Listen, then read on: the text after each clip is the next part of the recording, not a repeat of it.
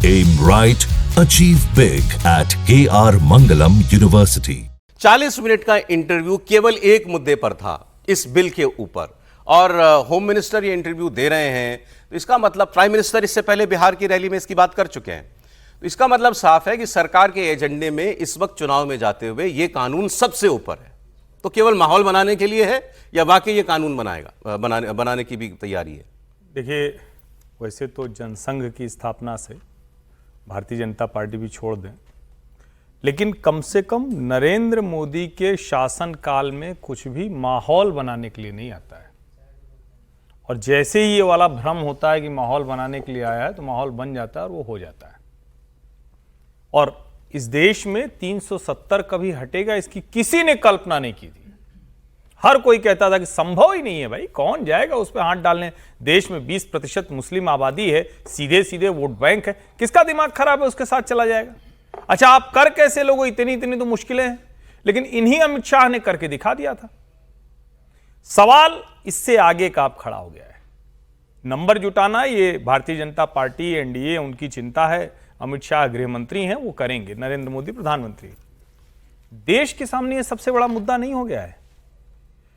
स्वतंत्र भारत के इतिहास में पहली बार एक सरकार जो 2/3 बहुमत जिसके पास नहीं है, जिसको अंग्रेजी में शब्द इस्तेमाल किया जाता है ब्रूट मेजॉरिटी। कल भी हम लोग कह रहे थे, वो डेरेक ओब्रायन साहब, उन्होंने लिख दिया था कि हम तो जेपीसी में नहीं शामिल होंगे। क्या फायदा है भाई, नंबर का खेल होता है। जिस सरकार के पास ऐसी ब्रूट मेजॉरिटी नहीं है, ऐसा नंबर नहीं, वो कह रही है हम भ्रष्टाचार के खिलाफ कानून लाएंगे, जेल को पीएम सीएम का घर दफ्तर नहीं बनने देंगे। अमित शाह कह रहे हैं कि भारत के इतिहास में कभी नहीं हुआ कि 2 साल तक किसी को बेल एप्लीकेशन पड़ी रही हो, मेरे साथ हुई है। और उसके खिलाफ क्या वोट कौन करेगा भाई? और वोट करेगा तो अंत में तो जनता तय करेगी ना। और आज उन्होंने एक और बड़ी बात कही, जिसको मुझे लगता है अगर आगे चर्चा करना होगा तो उसको और आगे बढ़ाएंगे। लेकिन उन्होंने वो भी कहा जो बार बार लोग कहते हैं, विधिक पता नहीं, एक तरीका हो गया है कि कुछ भी हो जाए तो एंटी कॉन्स्टिट्यूशन। एंटी कॉन्स्टिट्यूशन कैसे है भाई?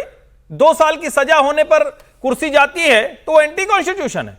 हाई कोर्ट उसको फिर से बहाल कर देता है। अभी तो अब्बास अंसारी की हुई है। देश ऐसे चलता है ना? या देश ऐसे चलेगा कि नहीं, जब तक पूरी तरह से सजा ना हो जाए उसको भ्रष्टाचारी रहने दो, उसको मौज करने दो, उसको सीएम पीएम जो भी बने रहने दो, और हम कहेंगे नहीं, संविधान की बड़ी चिंता हम कर रहे हैं। ठीक है, देश देख रहा है भ्रष्टाचार के विरुद्ध कौन लड़ाई कर रहा है और भ्रष्टाचार को चुपचाप कौन बचाने की भ्रष्टाचार। अभी आपने कहा कौन विरोध कर पाएगा इस बिल का?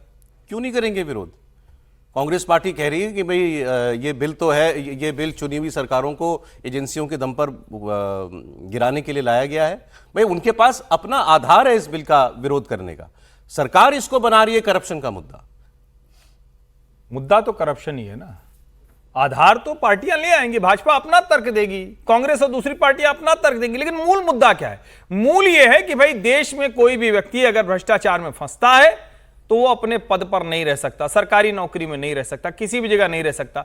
और जो खुद अमित शाह ने इस इंटरव्यू में भी कहा कि भाई राहुल गांधी उस वक्त क्या कर रहे थे, नैतिकता की छवि बनानी चाहते थे। आज उनको कुछ नहीं करना, आज लालू जी का हाथ पकड़ के घूम रहे हैं। अभी तो देश तो देखेगा ना ये। वो भी सुनाता हूं मैं आपको सर।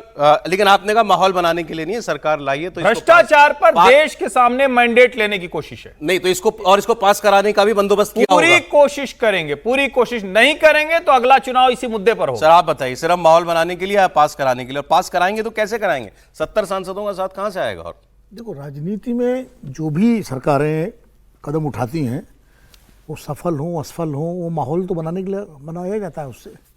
370 का माहौल तो जनसंघ के जमाने से शुरू हुआ था बनना। बनते 2019 5 अगस्त को वो फलीभूत हुआ। माहौल तो तब से बन रहा था ना। अब ये मुद्दा ठीक है, बहुत महत्वपूर्ण भ्रष्टाचार का मुद्दा। भ्रष्टाचार का मुद्दा तो जब से मैंने होश संभाला तब से इस देश की राजनीति में महत्वपूर्ण है। जब नेहरू जी की सरकार थी उस वक्त भ्रष्टाचार का मुद्दा उठा, वो खुद फिरोज गांधी ने उठाया था। और उसके बाद फिर कृष्ण, वो जो है जीप घोटाले वाला, 1974 का पूरा जयप्रकाश आंदोलन ही भ्रष्टाचार के खिलाफ था। मूल मुद्दा क्या था? भ्रष्टाचार। गुजरात की सरकार, बिहार की सरकार, गुजरात सरकार बर्खास्त हुई। फिर बीपी सिंह आए, वो भ्रष्टाचार के मुद्दे पर आए। याद करिए, वो फोर्स को तोप और किर्लोस्कर पर छापे, और उस पर छापे, तमाम जगहों पर छापे पड़े, भ्रष्टाचार के मुद्दे पर आए। उसके बाद जब बीजेपी ताकत पे आई तो वही भ्रष्टाचार को मुद्दे को लेके हमेशा, तो भ्रष्टाचार का शाश्वत मुद्दा है इस देश में, जी। है ना।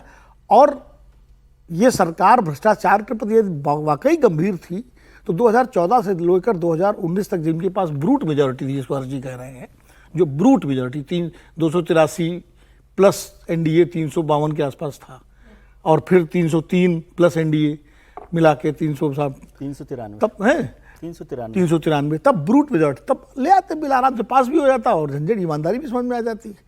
अब आपके पास जब नहीं है मेजॉरिटी तो आप मेजॉरिटी लेने के लिए क्या करेंगे? तोड़ फोड़ करने के लिए।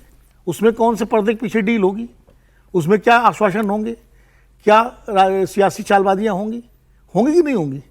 तो ये भी प्रश्न उठेगा। वैसे अभी जो आपने बात की, सॉरी मैं आपको रोक रहा हूं, लेकिन इसकी जरूरत तो केजरीवाल साहब के तिहाड़ जेल से सरकार जाने के बाद पड़ी ना, वो तो इस साल की बात है। वो तो समीर जी ने केजरीवाल साहब के नाम पर ही वो बिल को एट्रीब्यूट कर दिया था पिछले अपने शो में, याद करिए, आपके साथ ही डिस्कशन हो रहा था। मैं कह रहा हूं लेकिन मैं देखिए, जो सजा वाला भी बोला ना अभी किसी ने कि 2 साल की सजा होती है तो 2 साल, पर सजा हो जाती है जब सजा, यानी कोर्ट से एक कोर्ट की एक श्रेणी से आदमी सजा याफ्ता हो जाता है। एक सेकंड, आप जो बात कह रहे हैं वो भी वो बयान है उनका, मैं सुनाऊंगा। तो नहीं तो, यानी सजा हो जाती है, आरोप कोर्ट, सेशन कोर्ट में सिद्ध हो जाता है, ट्रायल कोर्ट में, उसके बाद फिर उसको रिलीफ हाई कोर्ट से मिलती है, सुप्रीम कोर्ट से मिलती है, वो अलग बात है। लेकिन एक, और वो बिल भी पिछले संसद ने पास किया, पहले 3 साल का मसला था, बाद में 2 साल हुआ, वो अध्यादेश राहुल गांधी ने फाड़ा था जो, जिसमें 3 साल वाला मसला। खैर मैं जो बात कर रहा था वो कि देखिए भ्रष्टाचार पर कितने आप गंभीर हैं ये कई बार साबित हो चुका है।